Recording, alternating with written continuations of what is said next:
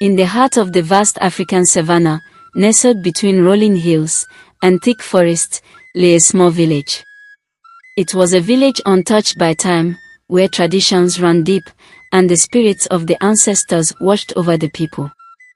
The villagers lived simple lives, cultivating the land, raising their children, and adhering to the customs passed down through generations. Amadi was a man unlike any other in the village. Tall, with broad shoulders, and a smile that could charm even the most stoic elder, he was known throughout the village for his charisma. His laughter was infectious, his words always seemed to carry weight, and his presence commanded attention. The women of the village whispered about him, admiring his confidence and his way with words. The men, though often envious, could not help but respect him for his prowess in hunting and his skill in storytelling. From a young age, Amadi had learned the art of persuasion. His mother, a wise woman, who had once been the most sought-after maiden in the village, had taught him the power of words. Amadi, she would say, a man's strength lies not only in his muscles, but in his tongue. Speak wisely, and you will have the world at your feet. And so, Amadi grew up mastering the art of conversation, learning how to make people see things his way, how to make them trust him, and how to win their hearts. As Amadi grew older, his reputation as a charmer spread beyond the village. Women from neighboring villages would visit the village market, hoping to catch a glimpse of him, to hear his voice, and perhaps, to win his affection. But Amadi was not one to settle down easily. He enjoyed the attention, the flirtation, and the freedom that came with it. He was a man who lived in the moment, never thinking too far ahead, and never worrying about the consequences of his actions. It was during one of the village festivals, a time of celebration and unity, that Amadi's life would begin to take a turn he had not anticipated. The festival was held in honor of the harvest gods, and the entire village came together to give thanks for the bountiful crops. There was music, dancing, and feasting, and the air was thick with the smell of roasted meat and freshly brewed palm wine. Amadi, as always, was the center of attention. He moved through the crowd with ease, greeting everyone with his warm smile, and engaging in light-hearted banter. The women giggled as he complimented them, their hearts fluttering at the thought of his gaze lingering on them, just a moment longer than usual. But amidst the sea of admirers, 3 women stood out, each drawing Amadi's attention, in a way he had never experienced before. Adana was the first to catch his eye. She was not like the other women in the village, who wore their beauty like a delicate flower. Adana was strong, with a fiery spirit that shone through her every action. She was a farmer, working the land with her own hands, and her skin was bronzed by the sun. Her hair was short, and her eyes sparkled with intelligence and determination. Amadi found himself drawn to her strength, intrigued by the challenge she presented. Neka was the second. She was a quiet woman, mysterious and enigmatic. She lived on the outskirts of the village, in a small hut surrounded by herbs and plants. The villagers often sought her out, for remedies and potions, for she was known to have a deep connection with the spirits of the forest. Neka's beauty was of a different kind, subtle and ethereal. Her eyes were deep and dark, and when she looked at Amadi, he felt as though she could see into his very soul. The third woman was Amoka. She was the epitome of grace and gentleness, with a beauty that was both delicate and captivating. Amoka was a weaver, her fingers skilled in creating the most intricate patterns on the loom. Her hair was long and flowing, her smile was soft, and her voice was like the gentle breeze that rustled the leaves in the forest. Amadi was captivated by her kindness, her warmth, and the way she seemed to bring peace to those around her. As the festival continued, Amadi found himself moving between the 3 women, each one drawing him in, with their unique qualities. He danced with Adana, their movements full of energy and passion. He shared quiet moments with Neka, their conversations deep and meaningful.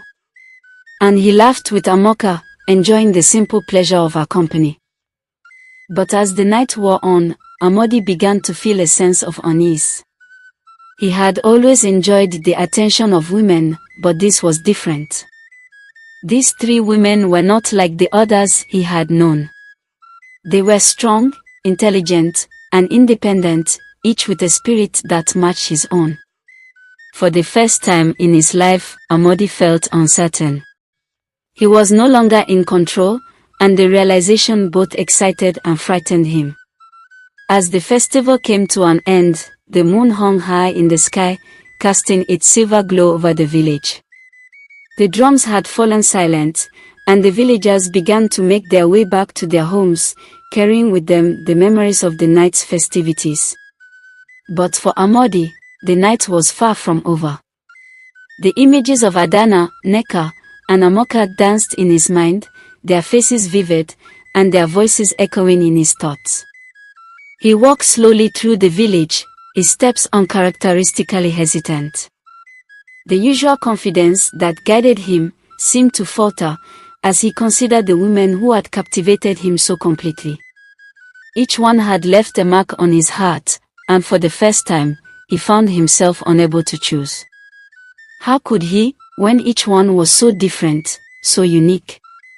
As he walked, he found himself drawn to the outskirts of the village, where the trees grew thick, and the air was filled with the scent of earth and leaves.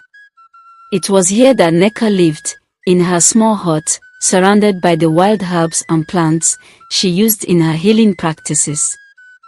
The moonlight filtered through the trees, casting a soft glow on her home. Without fully realizing it, Amodi's feet carried him to her door. Neka was sitting outside, her back against the rough bark of a tree, her eyes closed as she listened to the night sounds. When she sensed his presence, she opened her eyes slowly, a faint smile playing on her lips. "Amodi," she said softly, her voice barely above a whisper, "what brings you here at this hour?" He hesitated, searching for the right words. "I couldn't sleep," he admitted, his voice unsteady. "I found myself thinking about you, about all of this." Neka studied him for a moment, her gaze deep and penetrating. "You are troubled," she observed. "You, who are never troubled by anything. What is it that weighs on your mind?" Amodi sighed, and sat down beside her, feeling the cool earth beneath him. "I don't know," he confessed. "I thought I knew who I was, what I wanted. But tonight, something changed. I met three women, each one has something that pulls me towards them. And I don't know what to do." Neka remained silent, letting his words settle in the air between them. After a long pause, she spoke, her voice calm and soothing. "The spirits often place paths before us that we do not expect. You are at a crossroads, Amodi, and the choice you make will shape your future. But remember, the heart does not always speak with clarity. Sometimes, it whispers, and you must listen closely to hear its true desires." Amodi looked at her, searching her face for answers. "And what if my heart is whispering three different things?" Neka smiled, a knowing look in her eyes. "Then you must decide which whisper speaks the loudest. But be careful, Amodi. The heart can be fickle, and its desires may not always align with what is right." Her words hung in the air, and Amodi felt a strange sense of calm wash over him. Neka had always had that effect on him, a way of bringing peace to his restless mind. He leaned back against the tree, closing his eyes and letting the sounds of the night lull him into a sense of tranquility. But even as he found solace in Neka's presence, his thoughts drifted to Adana and Amoka. Adana, with her fiery spirit and unwavering determination. Amoka, with her gentle kindness and quiet strength. Each woman was a reflection of something within him, and each one drew him in a different way. The night deepened, and eventually, Amadi rose to leave. Neka watched him with those deep, dark eyes, and for a moment, he thought he saw something in them, a flicker of something more than just understanding. But before he could dwell on it, she spoke again, her voice soft and steady. "Follow your heart, Amadi. But remember, the choices you make will have consequences, not just for you, but for those whose lives you touch." With those words echoing in his mind, Amadi left Neka's hut and made his way back to the village. The moonlight guided his steps, but his thoughts were far from clear. He knew Neka was right, he had to follow his heart. But the path ahead was shrouded in uncertainty, and for the first time in his life, Amadi felt the weight of responsibility pressing down on him. The days that followed the festival were filled with a strange tension for Amadi. He went about his usual routines, hunting in the forest, and helping with the village tasks, but his mind was always elsewhere. He found himself drawn to each of the three women, seeking them out in quiet moments, trying to understand the pull he felt toward each one. His first encounter was with Adana. He found her in the fields, walking the land with the same fierce determination that had first caught his eye. The sun beat down on her, but she moved with a grace and strength that spoke of years of hard work and dedication. Amadi admired her from a distance before finally approaching. "Adana," he called out, his voice carrying across the fields. She looked up, wiping the sweat from her brow, and gave him a nod. "Amadi," she replied, her tone neither warm nor cold. "What brings you here?" "I was passing by and thought I'd help," he said, though he knew his presence had nothing to do with a desire to walk. There was something about Adana that challenged him, that made him want to prove himself. Adana raised an eyebrow, but she handed him a hoe without protest. "If you want to help, then help," she said simply, turning back to her walk. For a while, they walked in silence, the rhythm of their movements creating a steady beat in the quiet of the fields. Amadi stole glances at her, marveling at the way she moved, the way she seemed to command the land as if it were an extension of herself. After a while, Adana broke the silence. "You don't strike me as the type who enjoys farming, Amadi," she said, a hint of a smile playing on her lips. Amadi chuckled, leaning on the hoe. "You're right. But sometimes, it's not about what you enjoy. It's about the company you keep." Adana paused, looking at him with a serious expression.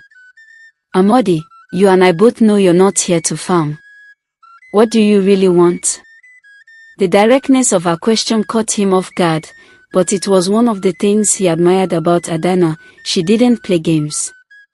She was straightforward and honest, and he found himself respecting her all the more for it. "I don't know," he admitted, surprising himself with his honesty. "I find myself drawn to you, Adana. There's something about you that I can't quite put into words." Adana studied him for a moment, her eyes searching his. Then, she turned back to her work. "You don't know what you want, Amadi. And until you do, don't come to me with words. Show me through your actions." Her words stung, but they also sparked something in him, a desire to prove himself worthy of her respect. He continued to walk beside her, determined to earn her trust, even if he wasn't entirely sure how. The next day, Amadi found himself outside Amoka's home. The sound of her laughter drifted through the open window, a melody that seemed to lighten the weight on his shoulders. He knocked on the door, and when she answered, her smile was as warm as the sun. "Amadi. What a pleasant surprise," she said, stepping aside to let him in. Her home was filled with the vibrant colors of her woven fabrics, the patterns intricate and beautiful. The room was cozy, with the scent of freshly baked bread lingering in the air. Amadi felt at ease in her presence, the tension he had been carrying melting away. I was in the area and thought I'd visit, he said, though he knew he had sought her out intentionally. Amoka's smile widened as she gestured for him to sit. I'm glad you did. I was just finishing up some weaving. Would you like to see? Amadi nodded, and she led him to her loom, where a beautiful tapestry was taking shape. The colors were rich and vibrant, the patterns flowing together in perfect harmony. He watched as her fingers moved deftly over the threads, her touch light and sure. You're incredibly talented, he said, admiration in his voice. Amoka blushed at the compliment, her smile softening. Thank you, Amadi. Weaving is something that brings me peace. It's like a dance, each thread moving in its own rhythm, but all coming together to create something beautiful. Her words struck a chord in him, and he found himself wishing for that same sense of peace, that same ability to bring order to the chaos in his mind. He spent the afternoon with Amoka, talking and laughing, enjoying the simplicity of her company. With her, everything felt easy, natural. But even as he felt at ease with Amoka, the memory of Adana's challenge lingered in his mind. And Neko's words, spoken under the light of the moon, continued to echo in his thoughts. The days passed, and Amadi found himself torn between the three women, each one representing a different path, a different future. He knew he couldn't continue like this, he had to make a choice. But the weight of that decision pressed down on him, threatening to break the confidence he had always carried so effortlessly. Each time he thought he had made up his mind, the image of one of the other women would rise in his thoughts, pulling him in a different direction. It was during a quiet evening that Amadi found himself wandering to the edge of the village, where the forest began. The trees stood tall and imposing, their branches weaving together to form a canopy that blocked out the fading light of the day. As he walked along the familiar path, he heard the soft rustle of leaves and the distant call of a night bird. It was a place he often came to when he needed to clear his mind, but tonight, the forest felt different, more alive, more watchful. As he moved deeper into the woods, the air grew cooler, and the sounds of the village faded behind him. He wasn't surprised when he found Neka standing by a small stream, her hands gently cupping the water as she whispered a quiet prayer. The sight of her, bathed in the soft glow of the setting sun, took his breath away. Neka sensed his presence before he spoke, turning to face him with a serene expression. You're troubled again, Amadi, she said softly, her voice blending with the murmuring of the stream. Amadi approached her slowly, his footsteps barely making a sound on the soft earth. I've been thinking a lot about what you said the other night, he admitted. About listening to my heart. Neka nodded, her gaze steady and calm. And have you heard its whispers? I have, he replied, his voice low. But they are all different. One moment, I'm certain I want to be with Adana, and the next, I'm drawn to Amoka. And then there's you, Neka. I can't seem to make sense of it all. Neka studied him for a long moment, her dark eyes filled with an ancient wisdom that made him feel as though he were standing on the edge of something far greater than himself. The heart is a complex thing, Amadi. It doesn't always speak in absolutes. Sometimes, it's torn in different directions, each path leading to a different destiny. Amadi frowned, frustration bubbling up within him. But how am I supposed to choose? How do I know which path is the right one? Neka smiled gently, her hand reaching out to touch his arm. The right path isn't always the easiest one, Amadi. Sometimes, it's the one that challenges you, that forces you to grow. Other times, it's the one that brings you peace. You must decide what it is you seek, strength, tranquility, or something else entirely. Her words hung in the air, and Amadi felt a sense of clarity beginning to form within him, though it was still elusive. He looked into Neka's eyes, searching for answers, but finding only more questions. She had a way of making him feel both grounded and adrift at the same time, and it left him feeling both comforted and uneasy. Before he could speak again, Neka stepped closer, her voice dropping to a whisper. "You have the power to shape your own future, Amodi. But remember, every choice you make will ripple through the lives of others. Choose wisely." With that, she turned and walked away, her figure disappearing into the shadows of the forest.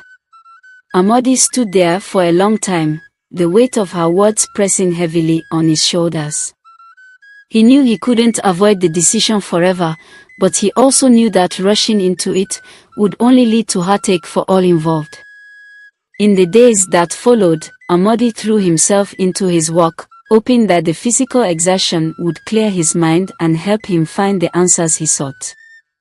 He spent long hours in the fields, helping Adana with the harvest, feeling the burn of the sun on his back and the ache in his muscles. He admired her strength, her resilience, and the way she seemed to command the respect of everyone around her. But as much as he was drawn to her, he couldn't shake the feeling that their lives would be a constant battle, each of them too strong-willed to compromise. In the evenings, he would visit Amoka, losing himself in the gentle rhythm of her weaving and the soft lilt of her voice as she told him stories of her childhood. With her, he felt a sense of peace he had never known before, a quiet contentment that made him wonder if he could truly be happy living a simpler and more serene life. But there was also a part of him that feared that peace would turn into complacency, that he would lose the fire that had always driven him. And then there was Neka. Whenever he was with her, he felt a deep connection to something greater than himself, a sense of purpose, of destiny, that both excited and terrified him.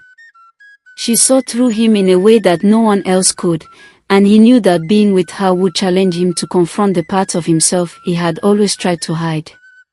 But he also knew that life with Neka would be unpredictable, full of mysteries and challenges that he might not be ready to face. As the days turned into weeks, the tension within Amodi grew, pulling him in 3 different directions, each one promising a different kind of future. The women, too, began to sense the change in him, their interactions with him growing more charged with unspoken emotions. Adana was more distant, her words sharp and her gaze guarded. Amoka was quieter, her smiles more hesitant, as if she feared losing the connection they had built. And Neka, ever perceptive, watched him with an intensity that made him feel as though she could see the turmoil raging within him. Finally, unable to bear the weight of indecision any longer, Amodi made a choice. He decided to visit each of the women one last time, to see if his heart would finally reveal the path he was meant to take. He knew that this decision would change everything, and that once it was made, there would be no turning back. The first woman he visited was Adana. He found her in the fields, as he often did, her strong hands working the soil, with the same determination that had first drawn him to her. As he approached, she looked up, her expression unreadable. "Amodi," she greeted him, her voice steady. "What brings you here today?" Amodi took a deep breath, steeling himself for the conversation ahead. "Adana, I need to talk to you. About us." She straightened, wiping her hands on her skirt, as she met his gaze head-on. "I figured this was coming," she said, her tone matter-of-fact. "So, what have you decided?" Amodi hesitated, searching her face for a sign of what she was feeling, but Adana was as guarded as ever. "I care for you deeply, Adana. You are one of the strongest, most determined people I have ever met. But I'm not sure that we are meant to be together. I think we did be constantly butting heads, each trying to lead, neither willing to follow." Adana listened in silence, her expression hardening with each word. When he finished, she nodded slowly, though her eyes flashed with an intensity that made him uneasy. "I see," she said finally. You're afraid of a challenge, Amodi. You want something easy, something that won't push you out of your comfort zone. Amodi opened his mouth to protest, but Adana held up a hand, stopping him. It's fine, she said, her voice flat. You have made your choice, and I respect that. Just know that you are walking away from something real, something that could have made you stronger. But maybe you are not ready for that yet. Her words stung, but Amodi knew there was truth in them. He had always been drawn to Adana's strength, but he had also been intimidated by it, unsure if he could match her intensity. He nodded, acknowledging her words, and turned to leave, feeling the weight of her gaze on his back as he walked away. His next visit was to Amoka. He found her in her home, as always, surrounded by the vibrant colors of her weaving. When she saw him, her face lit up with a smile, but there was a hint of sadness in her eyes that hadn't been there before. Amodi, it's good to see you, she said, her voice warm but tinged with a melancholy that tugged at his heart. He sat down beside her, feeling the warmth of the fire that burned in the hearth. Amoka, I've come to talk to you. About us. She nodded, her hands still in her lap, her gaze fixed on the flickering flames. I've been waiting for this, she admitted quietly. I knew you had to make a choice eventually. Amodi took a deep breath, his heart heavy with the words he knew he had to say. Amoka, you're one of the kindest, most gentle souls I have ever known. Being with you brings me a sense of peace I have never felt before. But I'm not sure that peace is what I'm looking for right now. I feel like I still have so much to learn, so much to discover about myself, and I'm afraid that being with you might make me too comfortable, too complacent. Amoka's smile faltered, and she looked down at her hands, her fingers twisting together nervously. I understand, she said softly, though her voice trembled slightly. I've always known that you were searching for something more, Amodi. I hoped that maybe you could find that with me, but I see now that your heart is still restless. Amodi felt a pang of guilt as he watched her struggle to keep her composure. Amoka, it's not that I don't care about you. You've brought so much joy and warmth into my life. But I have to be honest with myself. I'm not ready to settle into the peaceful life you offer. I feel like I need to face the challenges that lie ahead. She nodded, her eyes glistening with unshed tears. I understand, Amodi. Sometimes we have to follow our own paths, even if it means parting ways with those we care about. I just wish things could have been different.